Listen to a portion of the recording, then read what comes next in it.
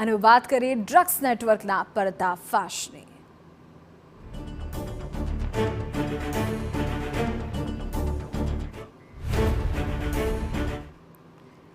અરબી સમુદ્રમાંથી ઝડપાયેલ 3100 એટલે 3100 kilo drugs મામલે મોટો ખુલાસો થયો છે। ડ્રગ્સનો જંગી જથ્થો તમિલનાડુ પહોંચવાનો હતો। બોટમાં સવાર 5 ઈરાની ક્રૂ મેમ્બરની પૂછપરછ દરમિયાન આ ખુલાસો થયો છે। આપની જાણકારી આપી દઈએ કે આ ડ્રગ્સ અફઘાનિસ્તાનથી લોડ કરવામાં આવ્યું હતું। ઈરાનની જેટી પર ગતિવિધિ થઈ હતી કે નહીં તેની હવે તપાસ થશે।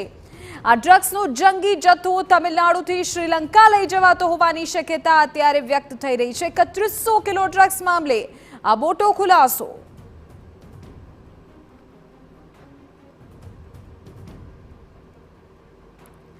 તો અરબી સમુદ્રમાંથી ઝડપાયેલા 3100 કિલો ડ્રગ્સ મામલે આ જાણકારી મળી રહી છે। જે ક્રૂ મેમ્બર્સ પકડાયા છે તેમની પૂછપરછમાં કેટલાક ખુલાસા થયા છે।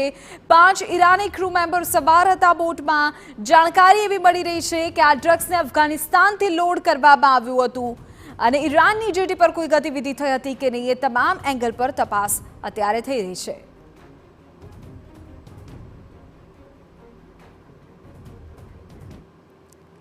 તે રાજમુદ્દે વધુ જાણકારી અમારા સંવાદદાતા યુનુસ કાઝી આપી રહ્યા છે। યુનુસ, આંકડો ખૂબ મોટો છે અને ઓપરેશન પણ એટલું જ મોટું।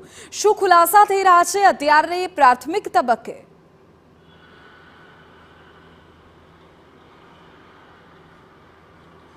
વિધિ નાર્કોટિક્સ કંટ્રોલ બ્યુરોને સ્પેસિફિક ઇનપુટ હતા કે અરબી સમુદ્રમાંથી જંગી ડ્રગ્સનો જથ્થો લઈને એક બોટ અરબી સમુદ્રમાં આગળ વધી રહી છે। સંભવતઃ તે ગુજરાતના દરિયા તરફ જતી હોય અથવા તો તમિલનાડુ તરફ જતી હોય। આ સ્પેસિફિક ઇનપુટને આધારે નેવીનો સંપર્ક કરવામાં આવ્યો હતો અને ઇન્ડિયન નેવી અને એનસીબીના જે અધિકારીઓ હતો આ બોટ ઉપર નજર રાખી રહ્યા હતા। પરંતુ જે રીતે બોટ ગુજરાત તરફ આગળ વધી રહી હતી તેને કારણે ગુજરાત એટીએસનો સહયોગ મેળવવો જરૂરી હતો।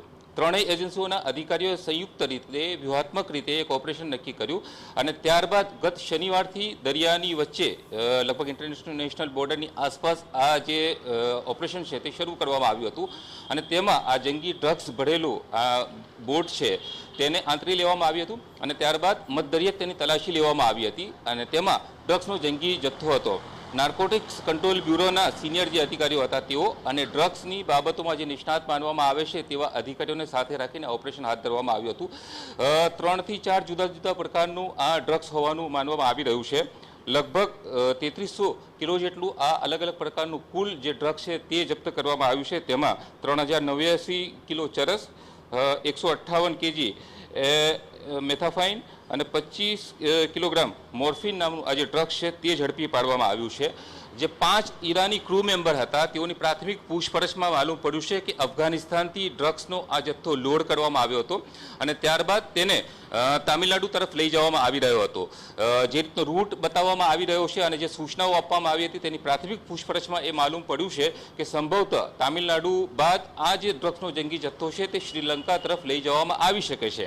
જે રીતે અત્યાર સુધી ભારતમાં ડ્રગ્સ ઘુસાડવા માટે પંજાબ સેફ માનવામાં આવતું હતું પરંતુ પંજાબમાં જે રીતે ડ્રગ્સ વિરોધી ઝુંબેશ સદન બનાવવામાં આવી તેને કારણે ગુજરાતના દરિયાકાંઠાનો ઉપયોગ ડ્રગ્સ માફિયાઓ દ્વારા કરવામાં આવ્યો હતો।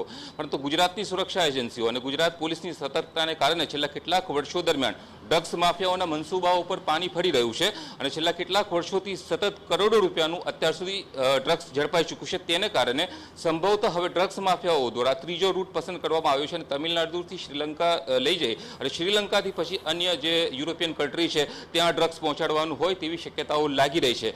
હાલ આજે 5 ઈરાની ક્રૂ મેમ્બર છે તેઓની પૂછપરછ કરવામાં આવી રહી છે।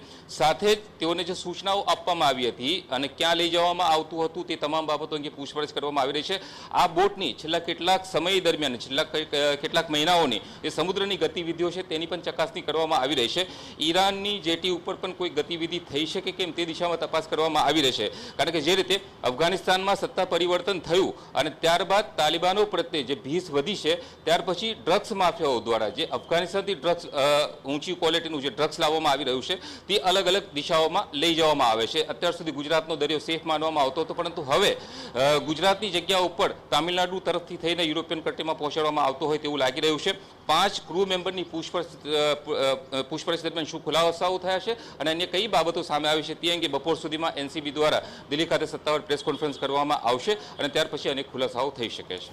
યુનુસ આભાર આ જાણકારી બદલ. આગળ પણ આપની પાસેથી અપડેટ મેળવીએ છીએ. મારા સંવાદદાતા મોટી જાણકારી આપી રહ્યા હતા કે મધદરિયા મોટું ઓપરેશન જે રીતે પાર પડ્યું, પરંતુ સવાલો અનેક છે કે કઈ રીતે ક્યાં આ ડ્રગ્સનો જથ્થો પહોંચાડવાનો પ્લાન હતો. જોકે વિગતવાર આ મામલે સત્તાવાર પ્રેસ કોન્ફરન્સ થોડી વારમાં એનસીબી દ્વારા કરવામાં આવી શકે છે.